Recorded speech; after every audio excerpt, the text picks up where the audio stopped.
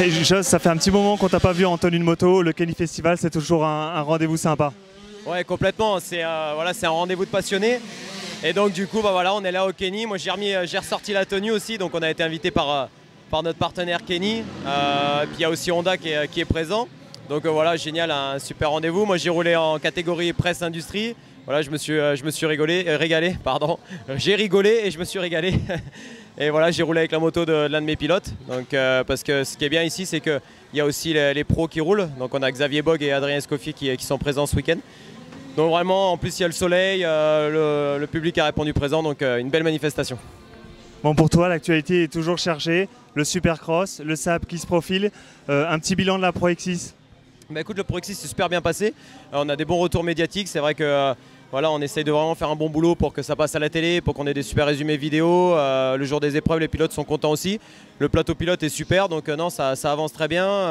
Voilà, maintenant il faut continuer comme ça. On a plein d'autres idées. Maintenant, le nerf de la guerre, faut trouver des budgets, trouver des sponsors. On a la chance d'avoir Exis, Isuzu, Honda, des gros partenaires qui nous aident vraiment à monter. Et il y en a d'autres qui nous ont rejoints cette année. Maintenant, il faut essayer encore de passer un cap, donc on va essayer de voir si on peut faire ça. On en parlait, il y a le sable qui se profile. Pour le team, pour Honda, ça va être une saison très importante aussi, avec de nouveaux pilotes. Ouais, complètement. Bah là, on sort d'une bonne saison de cross avec les titres Elite MX1 et MX2 avec Xavier Bogue et Mathis Boramé. C'était une bonne saison pour nous, c'était vraiment top. La Supercross, ça se passe bien aussi avec Adrien Escoffier qui est aux avant-postes. Fabien Isoard, voilà, qui est pas vraiment en tête, mais qui est tout le temps sur le podium. Xavier Bogue qui remporte une épreuve la semaine dernière. Donc c'est cool, on arrive vraiment à gagner et à être présent sur les podiums dans toutes les disciplines. Et là, il y a le sable qui arrive, donc pour nous, c'est un gros objectif. C'est vrai qu'il y a du monde dans ce championnat. Quand on voit le Touquet, le nombre d'inscrits, le nombre de spectateurs, de téléspectateurs, pour nous, c'est vraiment une course importante. Pour Honda, pour Moto Blues, pour tout le monde, c'est vraiment important. Donc là, du coup, il y a Maxime Després qui nous rejoint, il y a Stéphane Wattel et on aura toujours Richard Fura, donc 3 pilotes. Donc voilà, vraiment, on va faire le maximum pour faire les meilleurs résultats possibles dans cette discipline. Les meilleurs résultats possibles, c'est quoi? C'est jouer le titre. On imagine que face à Yamaha, la tâche n'est pas facile. Ah bah c'est sûr, de toute façon Yamaha sont présents depuis longtemps, ils n'ont rien lâché en termes d'implication, sponsoring, clientèle dans cette discipline. Là Honda, du coup, on revient bien sur le devant de la scène avec un podium avec Richard Fura il y a 2 ans, avec une moto totalement stock, hormis quelques pièces sable, typé le réservoir et deux, trois choses comme ça.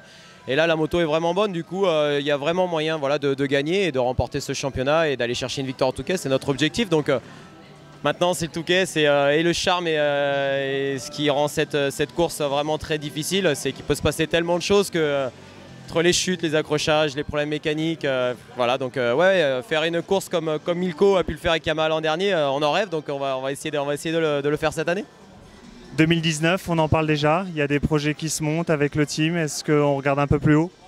Alors on a discuté un petit peu avec Gérard Valla qui s'occupe pas mal c'est donc un agent qui s'occupe pas mal de pilotes. On a regardé un petit peu avec lui parce que c'est vrai qu'avec Mathis Boramé ça s'est bien passé cette année, donc on s'est dit pourquoi pas essayer de passer une étape.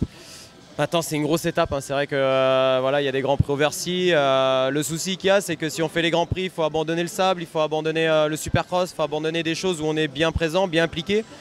Puis c'est vrai que voilà, en France on a des beaux championnats, des bons pilotes, parce qu'il y a quand même financièrement c'est compliqué pour les pilotes aussi pour les grands prix.